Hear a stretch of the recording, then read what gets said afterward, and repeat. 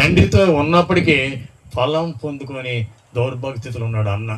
అలా ఉన్న మన పరిస్థితి, చాలామంది పరిస్థితి. మనలో కూడా ఉన్నారు చాలామంది యేసయ్య కోసం ప్రాణాలు ఇచ్చే వాళ్ళు ఉన్నారు, యేసయ్య సభల కోసం త్యాగం చేసే వాళ్ళు ఉన్నారు, సమర్పించుకునే వాళ్ళు ఉన్నారు, చాలామంది ఉన్నారు. కానీ ఎక్కువ మంది ఆ ఫలాలు పొందుకునే స్థితిలో ఉన్నారు. అవునా కదా? లూకాసు వార్త 15వ అధ్యాయంలో ఈ తప్పిపోయిన కుమారుడు కథ ఉంటుంది. ఇంటికి వెళ్ళి చదువుకోండి, సమయం లేదు. తెలుసాగా తెలియదా? తండ్రితో ఉండి కూడా ఫలాలు అనిపించలేదు ఆయన గారు. మన యేసయ్యతో ఉండి కూడా ఏం ఫలాలు పొందుకునే స్థితిలో ఉన్నాం? అడుగు మోకాలోంచి నీ పూర్ణ హృదయంతో ఆయన వైపు మరలుకో. ఆత్మతో సత్యంతో స్తుతించి ఆరాధించు. హృదయాన్ని కొమ్మడించి అడుగు, నీకు ఇస్తాడేవాడా? అన్న ప్రార్థించదా లేదా? సంతానం పొందుకుందా లేదా? మరి ఎందుకని మనం అలా ఉన్నాం చెప్పండి? మనం ఎందుకు ఫలాలు పొందుకునే స్థితిలో ఉన్నామంటే ఏదో ఉన్నది మనలో. ప్రభుతో ఉన్నప్పటికీ ఇంకొక ఆయన ఉన్నాడు, మనీ మైండెడ్ ఫెలో. యోధా తెలుసుగా, 12 మంది శిష్యులు ఒకడు ఉన్నాడు. డబ్బు పెత్తనం అంటే ఆడిదే.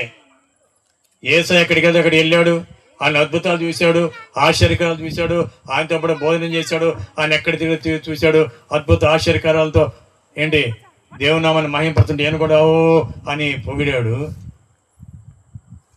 కానీ ఏం చేశాడు? ధనాపేక్ష కలిగి 30 వెండి నాణాలకి ఆయన్ని అప్పగించాడు. రాను వాళ్ళకి శిలువ మరణానికి అప్పగించాడండి.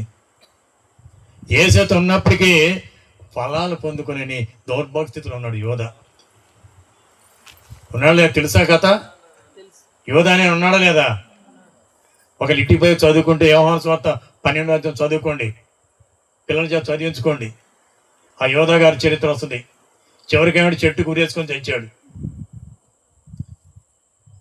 యేసయ్య పక్కన ఉంటే ఆయనతో కలిసి తిరుగుతుంటే ఎలాంటి ఫలాలు పొందుకోవాలండి? చెట్టు గురేసుకొని తెచ్చే దురవస్థలకు రావాలనా? కష్టాలు వచ్చి కన్నీరు వచ్చి ఎందుకు పనికిరాని స్థితిలో మనం ఉండాలనా? ఎలా ఉండాలి యేసయ్య మనతో ఉంటే? ఆ యూదాలో లాంటి ఆ ధనాపేక్ష, అహంభావం, గర్వం, ఐహిక ఆలోచనలు ఇవన్నీ మనం విడిచిపెట్టాలండి. అప్పుడే మనం ఫలిస్తాం. అర్థమవుతుందండి? ఆపమంటారా? అర్థం కావట్లేదా? దయచేసి వినండి. నేను ఎక్కువగా సేపు చెప్పట్లేదు, జనరల్గా మనకు తెలిసినే చెబుతున్నాను. నేను ప్రభుత్వం ఉన్నప్పటికీ ఫలం లేని యోధలాగా మన జీవితం ఉండకూడదు. ఆ నిరంతరం స్తుతించాలి, ఆరాధించాలా. ఇప్పుడు ఈ విషయం మాటలు విన్నాం, ఇక్కడ కొంచెం కట్ట దాటంగా మర్చిపోకూడదండి. జీవితకాలం ఈ యొక్క వాక్యాన్ని మన హృదయంలో పదిలపరుచుకుంటే తప్పనిసరిగా ఫలిస్తావు. నువ్వు, నీ బిడ్డలు, నీ కుటుంబం ఉన్న స్థానంలో ఉంటారు. దేవుడు చెబుతున్నాడు ఈ రోజున, నువ్వు నన్ను అనుసరించు.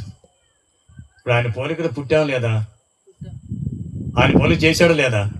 మరి ఆయన అలవాటు రావాలా వద్దా? ఫలాలు కనపడిన చెట్టులాగా మనం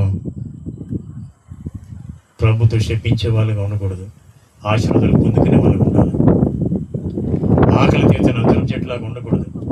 నిరంతరం ఆయన స్తుతించి ఆరాధించి గణపరిచే క్రైస్తవుడిగా మనం ఉండాలి. అప్పుడే మన బిడ్డలు చూడండి ఎలా ఉంటారో, మన పరిస్థితి చూడండి ఎలా ఉంటుందో. వాళ్ళ చదువులు, వాళ్ళ ఉద్యోగాలు, మన పరిస్థితి అంతా ఉన్న స్థానంలోకి వెళ్ళిపోతాం మనం. ఆమేన్. మరి ఉన్న స్థానంలోకి దేవుడు తీసుకెళ్తానంటే చప్పట కొట్టాలా వద్దా మనం? ఈ నిద్ర పంపులో ఎక్కువ మంది ఉన్నారు. సరే ఒకసారి ఇంకోసారి విందాం చప్పట్లు.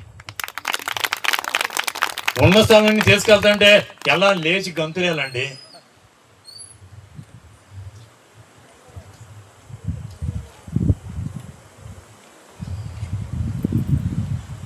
ఇంకా కొంతమంది శాస్త్రులు, పరిచయాలు ఉన్నారు. యేసయ్య గారు ఉన్నప్పుడు దేవాలయం వండి పెట్టుకుంటారు. దేవాలయం ఉన్నారు, వాళ్ళు ఫలాలు పొందుకోవాలి. దేవాలయం ఉన్నప్పటికీ ఫలాలు అని ఏంటి శాస్త్రులు పరిచయాలు ఉన్నారు. చాలామంది జ్ఞానం ఉంది, అన్నీ ఉన్నాయి, చదువు ఉంది, ఉద్యోగాలు ఉంటాయి, అన్నీ ఉంటాయి. కానీ నిజమైన ఫలాలు పొందుకునే స్థితిలో ఉంటారు. నేను పెద్ద పండితుడిని, నేను ఉద్యోగస్తుని ఏదని చెప్పి దేవుని మందిరం రావడం కూడా, దేవాలయం రావడం కూడా మానుకుంటారు. గర్వం, అహంభావం, ఈగో. ఆ జ్ఞానం ఇచ్చింది ఎవరండి? ఐశ్వర్యం ఇచ్చింది ఎవరండి? శూరుడు తన శూరత్వాన్ని బట్టి, జ్ఞానుడు తన జ్ఞానాన్ని బట్టి, ఐశ్వర్యవంతుడు తన ఐశ్వర్యాన్ని బట్టి అతిశయపడకూడదు. అవి ఇచ్చిన తండ్రి అని యెహోవాను బట్టి మనం